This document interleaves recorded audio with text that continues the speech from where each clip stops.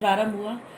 मेरी जीवन की शुरुआत भरतपुर से। हमारे फादर थे, वो राजनीतिक में थे, तो उनके पास जब बड़े बड़े लोग मिलने आते थे तो हमें ये लगता था कि हम भी कुछ बने, और उनके घर वाले नहीं लेके जा रहे थे, तो हम लोगों ने बैठ के एक समझाइश करी।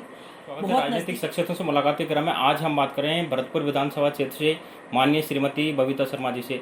हमसे बात करने के लिए आपको बहुत बहुत धन्यवाद। धन्यवाद भैया। सबसे पहले बात करते हैं, आप आपके शुरुआती जीवन सफ़र के बारे में बताएं। मेरा जीवन सफ़र तो ये है कि मैं भरतपुर से ही बेटी हूँ।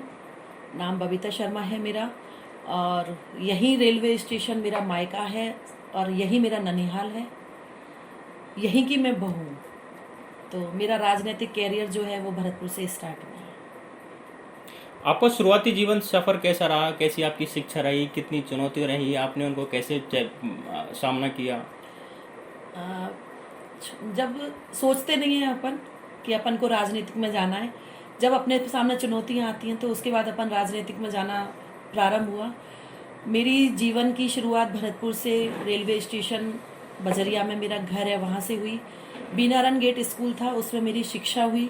उसके बाद मैंने एसबी के स्कूल में अपना एडमिशन लिया, एडमिशन से एसबी के स्कूल से, फिर कॉलेज से, तो अपना जीवन काल यहीं से शुरू हुआ। और देखते देखते क्या है, जब हम छोटे थे तो हमारे परिवार में जो हमारे फादर थे वो राजनीतिक में थे, तो उनके पास जब बड़े बड़े लोग मिलने आते थे तो हमें ये लगता था कि हम भी कुछ बने। और कुछ परिस्थितियां ऐसी हुई कि महिलाओं को देख के, क्योंकि मैं अनमेरिड से थी, तो राजस्थान स्काउट गाइडिंग में रही हूँ, और मैंने महिलाओं के साथ जो काम किया है, वीमेन एक्शन फॉर डेवलपमेंट, एक कंपनी थी वॉफ्ट, तो यहाँ बाढ़ आई थी 96 में, उस टाइम मैंने उसके साथ काम किया था। तो उस टाइम मुझे लगा था कि हमें महिलाओं के लिए बहुत कुछ करना चाहिए, तो मेरी शुरुआत उन्हीं दिनों से शुरू हुई। आप स्वयं एक महिला हैं, जैसे आपने महिलाओं के बारे में बताया, उनकी समस्या के बारे में बताया, इसके साथ आप बाल संरक्षण इकाई से जुड़े रही, तो आपका कोई ऐसा अनुभव बताइए कि आपने कोई केस देखा हो, उसको आपने सॉल्व किया हो, और सॉल्व करने के बाद आपको लगा हाँ मुझे इस फील्ड में आना मेरे लिए उचित रहा। हाँ, बाल संरक्षण इकाई की मेंबर तो मैं खैर अभी 5 साल पहले जो सेशन आया था 2018 का, उसमें रही हूँ। और बाल संरक्षण इकाई CWC के साथ मैंने काम किया है, तो बहुत कुछ सीखने को मिला, और बहुत कुछ हमें मतलब बच्चियों के साथ काम करने का मौका मिला। कुछ बच्चियां जैसे पलायन कर जाती हैं, तो उन लोगों को हम लोगों ने कोविड के टाइम पे ढूंढा, और हमारे साथ प्रशासन भी साथ था। तो 4 बच्चियां जब हमारी पलायन करी थी, उस टाइम पे हमारी पूरी फील्ड ने, CWC ने, हमने सबने मिलके, प्रशासन ने, हम लोगों ने मिलके उन बच्चियों का ढूंढ के और हमने बालिका गृह को सुपुर्द की थी। तो आपका कोई ऐसा केस आप बताना चाहें कि हाँ एक केस इस तरह का आया था, आप नाम ना बताना चाहें, समय ना, उनकी गोपनीयता रखते हुए, तो आपको लगे कि हाँ उसको सॉल्व करके मेरा लगा कि राजनीति में इस फील्ड में आना मुझे अच्छा रहा? मेरे साथ बहुत सारे अनुभव हैं, हाँ जी। क्योंकि मैं महिलाओं के साथ काम करती हूँ। और महिलाओं की तो आप समझते हैं कि तलाकशुदा महिला हो या महिला को टॉर्चर किया जा रहा हो, महिलाओं के साथ दहेज की प्रथा को लेके आजकल बहुत सारे केस हो रहे हैं, और मैंने सर्व समाज के साथ काम किया है। तो मेरे सामने 2 केस ऐसे आए हैं कि जो बच्चियों को घर छोड़ गए थे और उनके घर वाले नहीं लेके जा रहे थे, तो हम लोगों ने बैठ के एक समझाइश करी। बहुत नज़दीकी परिवार रहा है, और हम लोगों ने उस बच्ची को वहाँ वापस भेजा है, और उन लोगों ने फिर हम लोगों से सॉरी भी फील किया है कि ठीक है, हमसे गलतियाँ हुई हैं, क्योंकि हर घर में एक बेटी होती है और एक बहू होती है, तो उनकी बेटी भी कहीं ना कहीं बहू बनेगी। तो हम तो सिर्फ यही चाहते हैं, समाज को यही चीज़ देना चाहते हैं कि आज मैं किसी की बहू हूँ तो मैं किसी की बेटी भी हूँ। तो हम ये चाहते हैं कि हमारे घरों में जो ये चीज़ें पनप रही हैं, ये चीज़ ना पनपें, और हम अपने परिवारों में वही शिक्षा दें जो हम अपनी बेटियों को देते हैं, तो अपनी बहुओं को भी वही शिक्षा दें, और उनसे भी हम वही संस्कार लें कि आज हमने जो अपनी बेटी को दिया है, कि आने वाले समय में हम अपनी पीढ़ी में अपनी बहुओं को दे सकें, तो कैसे नहीं बढ़ेंगे उससे। जैसा कि आपने बताया कि एक तलाक का मैटर था जिसको आपने समझाकर और एक उजड़ते हुए परिवार को वापस बसा दिया, तो जब कोई उजड़ते हुए परिवार को आप इस तरह से वापस बसाती हैं तो आपको कितनी संतुष्टि लगती है मुझे कि बहुत एक खुशी मिलती परिवार कई सदस्य उससे जुड़े रहते हैं, उनके मुझे बच्चों मुझे का बहुत भविष्य अंधकार में चल जाता है, उसको वापस आप उजाले में लाती हैं। मुझे बहुत खुशी मिलती है, और इसीलिए मैं इस पे काम, महिलाओं के साथ जो काम करने के लिए आई थी, तो मेरा एक प्रकरण भरतपुर में यही है कि मैं महिलाओं के साथ ज़्यादा से ज़्यादा काम करूं, और भरतपुर ही नहीं, भरतपुर से बाहर की महिलाओं के लिए भी मैं बहुत कुछ करना चाहती हूँ। इसके साथ ही मैडम आप बात करें तो आप सामाजिक संगठनों से भी जुड़ी हुई हैं। आप प्रदेश अध्यक्ष हैं, राष्ट्रीय अध्यक्ष ब्राह्मण महासंघ के, इसके बारे में आप बताएं।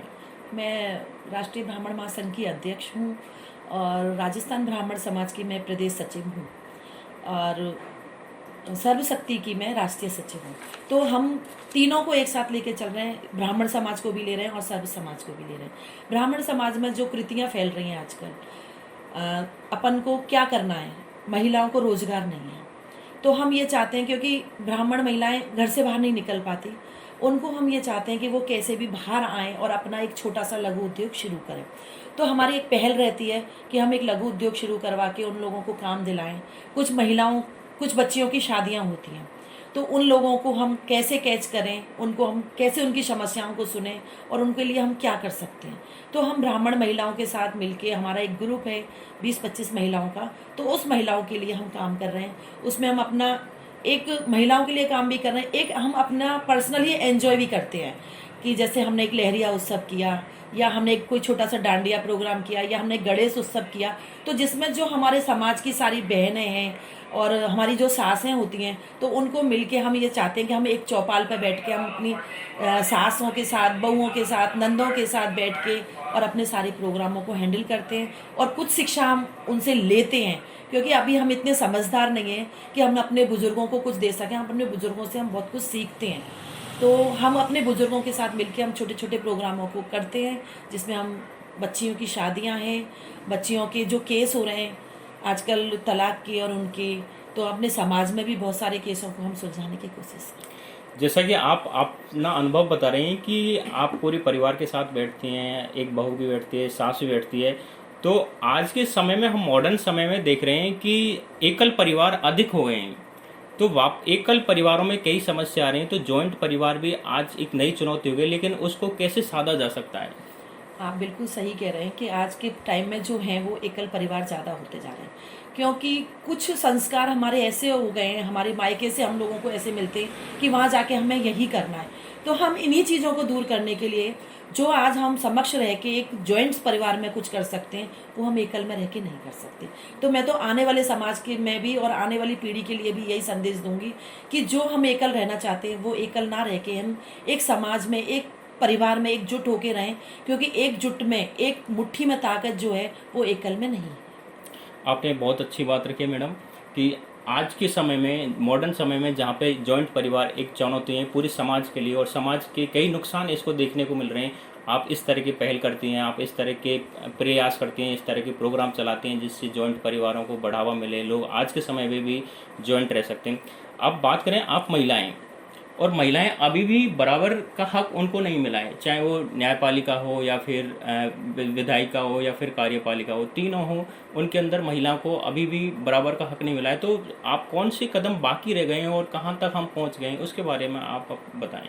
मैं महिला होने के नाते आपसे यही कहूँगी अच्छा जी। कि हमारी पार्टी ने 50%, हमारे प्रियंका जी ने 50% आरक्षण, 30% आरक्षण फिक्स किया है और 50 के लिए हम लोगों ने मांग रखी है। तो आप ये देखो कि ये नहीं कह सकते कि हम महिलाएं कहीं नहीं हैं।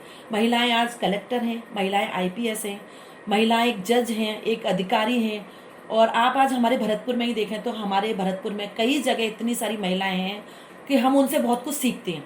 तो आने वाले समय में पीढ़ियां हैं, नई शुरुआत है, तो ज़रूर हमारा बदलाव होगा और हम महिलाओं को अपना आरक्षण और अपनी उन्नति ज़रूर दिलाएंगे। अब मैडम थोड़ी राजनीतिक बात करते हैं आपसे। इस समय विधानसभा चुनाव का समय है, तो भरतपुर विधानसभा में कौन कौन से मुद्दे होंगे? भरतपुर विधानसभा के चुनाव में आपने सही कहा, और चुनाव हर 5 साल में आते हैं, लेकिन कुछ कमियां हमसे भी रह जाती हैं और कुछ कमियां दूसरों से भी रह जाती हैं। अब आने वाले समय हम विधानसभा चुनाव में हमारा मेन है पानी, बिजली और सड़क। 3 तो ये सुविधाएं हमारी मेन बूथ हैं, और चौथा हमारा जो है, हमारे जो कॉलेज हैं बच्चियों के, उनको हम सबसे पहले अपने आप को लेके चलेंगे कि हम महिलाओं को कितनी सुरक्षा दे सकते हैं, अपनी बेटियों को हम कितनी सुरक्षा दे सकते हैं और उनको हम कहाँ तक लेके जा सकते हैं। क्योंकि बहुत सारी चीज़ें ऐसी हैं भैया कि हम जब खुद निकलते हैं तो हमें बहुत सारी चीज़ों का सामना करना पड़ता है, राजनीतिक एक ऐसा मंच है कि बहुत सारे लोग अच्छी नीति से भी देखते हैं और बहुत सारे लोग गलत नीति से भी देखते हैं। हमें उन चीज़ों को साइड करना है और हमें अपने आप को आगे बढ़ाना है। हमें आगे बढ़ाते हुए अपनी महिलाओं के लिए, अपने बच्चों के लिए, अपने देश के लिए और अपनी विधानसभा के लिए, जिसमें विशेष जो काम है वो लाइट, बिजली, सड़कें और महिलाओं के लिए काम और रोजगार, मेन हमारा रोजगार है, जो हमारे भरतपुर में रोजगार नहीं है। तो हमारी पहल ये रहेगी कि हम अपने भरतपुर में कुछ कंपनियां लाएं, कुछ रोजगार लाएं, जिससे हम अपनी बहनों के लिए और अपने भाइयों के लिए कुछ करा सकें। क्योंकि बड़े बड़े मुद्दे देना तो बहुत आसान है, लेकिन उन पर हम सफल कितने हो पाते हैं, ये चीज़ हमारे लिए मायने रखती है। तो हम छोटे मुद्दों से बात करते हैं, मेन मुद्दे हमारे यही रहेंगे, सड़क, बिजली, पानी, गलियों में लाइट, गेट बंद कॉलोनी हो, आवारा जो पशु हैं जो घूम रहे हैं उनको हम कैसे संरक्षण दिला सकते हैं और अपनी बहन बेटियों को हम कैसे आगे पहुंचा सकते हैं। उनको कॉलेज की लाइफ दिलाते हैं, तो कॉलेजों में आजकल जो चीज़ें हो रही हैं उन लोगों से हम उनसे बैठ के और सुने और उनकी समस्याओं को हम हल कर सकें। अभी इस समय कांग्रेस सरकार में है प्रदेश के अंदर, तो कांग्रेस किन मुद्दों के साथ चुनाव में जाने वाली है? क्या उपलब्धियों को दिखाएगी जनता के सामने? उपलब्धियां तो बहुत हैं कांग्रेस की, बताइए। आप ये देखो कि सबसे पहला 30% आरक्षण से 50% आरक्षण होने जा रहा है। आप ये देखिए कि बोर्ड भी सब तरह के बन चुके हैं। और अभी जो माननीय गहलोत साहब ने मोबाइल योजना शुरू करी है, राशन योजना शुरू करी है, तो उससे जो हमारे नीचे तबके के लोग हैं उनको फ़ायदा भी मिल रहा है। अभी जो मोबाइल मिले, तो कुछ महिलाएं जो कभी मोबाइल खरीदना नहीं जानती थी या चलाना नहीं जानती थी, आज वो लोग मोबाइल देख के खुश हैं और वो आने वाले समय में यही चाहते हैं कि हमें सुविधाएं मिले। हमारी चिरंजीवी योजना चालू हुई, तो हम चिरंजीवी योजना पर बहुत सारे लोगों को इलाज नहीं मिल पाता था। वो बात एक अलग है कि हम क्या करते हैं, लेकिन शुरुआत हमारी हुई है।